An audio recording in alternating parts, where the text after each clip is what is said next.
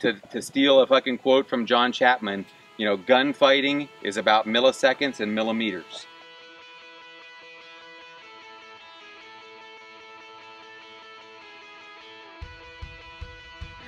Everything that we can shave off of your draw, stroke, and presentation to get that first shot, accurate shot on target is a good day for us, right? So, you know, if I can save you, you know, 1/10 of a second here and, you know, 0.5 seconds here, right? Pretty soon, that's quite a bit of a time out of a draw stroke, right? So, some stuff to think about. So. That slide should just reciprocate back and forth on the target. If you're coming off the target, you need to raise your hand and have us help you with it, okay? You should be controlling the recoil with this grip so that front sight just falls right back on the target for the next shot. I don't want you doing rapid fire, but give me 10 good shots. And you're gonna get as much out of it as you put into it. If you think I'm full of shit, then you're gonna get a fucking bucket of shit out of this, okay? So, especially, how many of you don't have red dot sights? Of you guys that don't have red dot sights, how many of you think that in the next year or two you're gonna use a red dot sight? All right, so if you pay attention to what I'm telling you today and you work on this, the transition to a red dot sight is gonna go seamless for you, and you're gonna be smoking motherfuckers all fucking week long with your pistol, okay?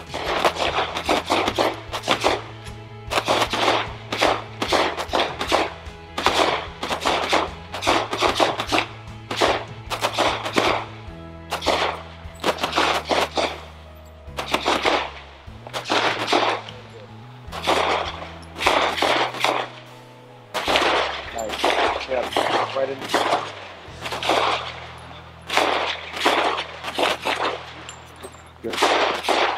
That's why you train, because you always, even if you are an instructor or you think you're an instructor, you always learn something, and you always practice. Shooting's a perishable skill. If you don't shoot, you know. When's the last time you rode a bicycle? No, years. You can ride a bike, right? Yeah. Yeah, but you can't ride it like you could when you were a kid. Nah, I wouldn't even attempt. So that's what this is all about. Yeah. And that's why I come out. I want the actual line of sight coming through those sights straight out to the target. Remember, like I said, rails, how do you train to be fast? Come here. Push yourself. Timer, put pressure on yourself. No. Okay. That's the opposite. The way that you train to be fast is to do things methodically, slowly, thousands of times exactly the way that they need to be done.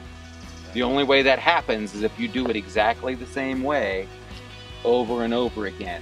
And pretty soon it just starts happening naturally, faster and faster. So you start out with this trying to go, right? You're doing it slightly different every single time, and you're never going to truly be fast. Training.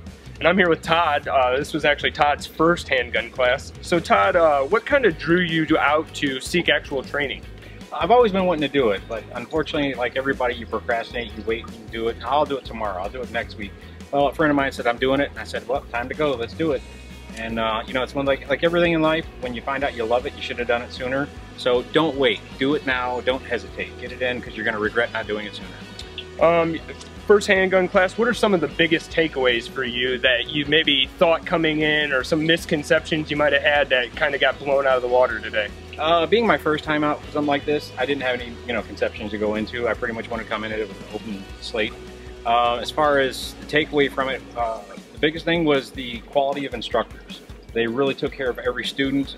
They made sure that they worked with every little detail that you needed as a person and not as a whole class, but they taught the class and everyone moved at the same pace, and I thought that was really unique and personable. All right, so first class under your belt. Plan on taking more? Oh, absolutely. This is one of those I'm going to start from, you know, handgun 1 and just keep moving on. If I have to do it 3 or 4 times, make sure I get it right. I want to keep going with this. Well, awesome, man. Thanks for coming on. Likewise, thank you. Yep. If I have you on a timer and you present the gun right here, and this is the first you see the sights, what do? You think, fuck, they're not lined up. So then you get them lined up, and then you go to put your finger on the trigger, and when you do that, what happens? It moves the sights, right? And you think, fuck, I'm running out of time. I know this fucking second beep's gonna fucking go, and you go, bang! Right? And where'd that shot go? Who knows? Who fucking knows, right? Let's see what you got. You go ahead and get your grip. All right, so how old are you? 27. 27. You see what you're doing right here? The only reason I'm telling you that is I used to do that, and my fucking right arm almost doesn't work anymore from so many draw strokes and fucking jamming the gun out and hyperextending that elbow. Okay.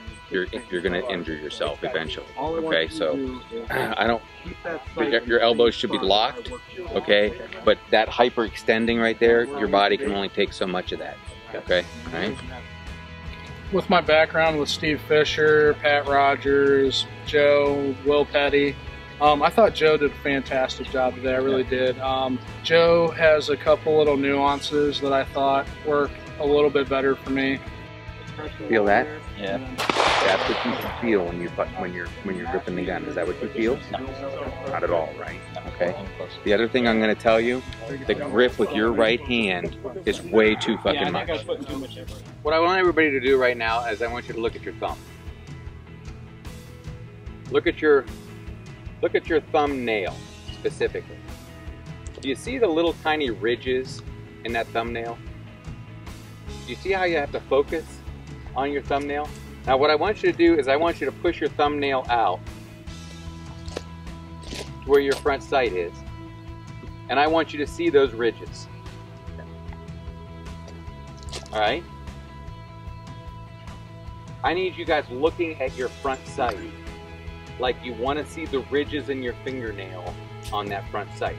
That is the type of focus that you have to have on that sight. If you have that type of focus on your front sight and you're working the grip the way I told you, we should have a ragged hole in the center of that oval like this. If you have the sights lined up perfectly, look how much I can move this gun and still hit the oval. Right? If the sights are lined up perfectly, does everybody agree with this? I can actually be shaking this much. I could be on a fucking boat. Right? And still hit that oval. Alright?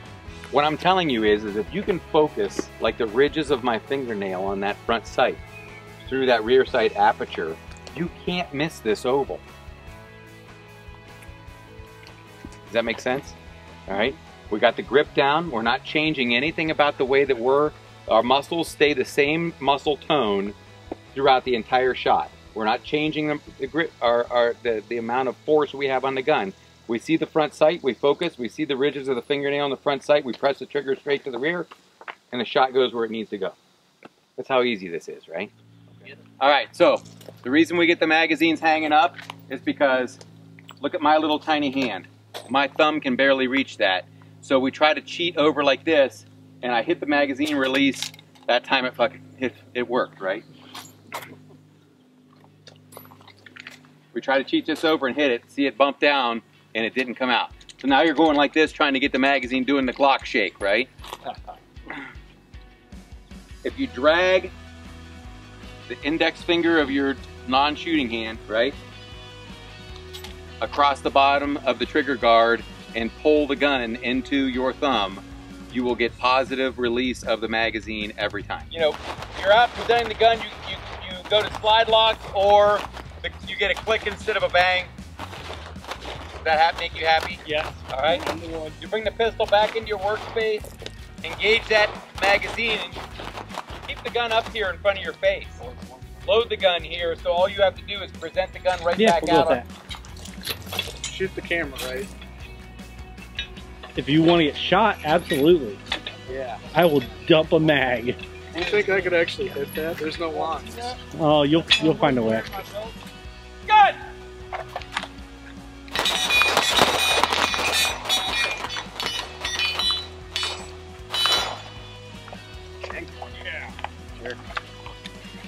All right, guys, so now I'm here with Barton. Barton, you've taken a couple of training classes before. What were some of the differences that you noticed between this class and some of the other classes you've taken? This class, it was nice to kind of do some more basic stuff mixed in with some advanced type of drills and things like that. This is my first time running RMR in a course, so it was nice to have that to kind of get back to basics, learning that dot, and kind of figuring out all the nuances of it. No, definitely. RMRs, man, that's the way to go, right? Did you notice a big difference switching from the RMR to iron sights? Oh yeah, I have astigmatism, so it's kind of hard for me with the iron sights. So, I mean, came out here first time today, top steel at 150 yards, so that was a pretty awesome thing to do. So, noticed myself progressing throughout the day. Is this your first time out here at Alliance Police Training Center? Yes, it is. What do you think about the facility? I mean, for what we paid here today, it was definitely well worth it. Awesome facility, great instructors, and looking forward to coming back for some more advanced training. Well, awesome, man. Thanks for coming on.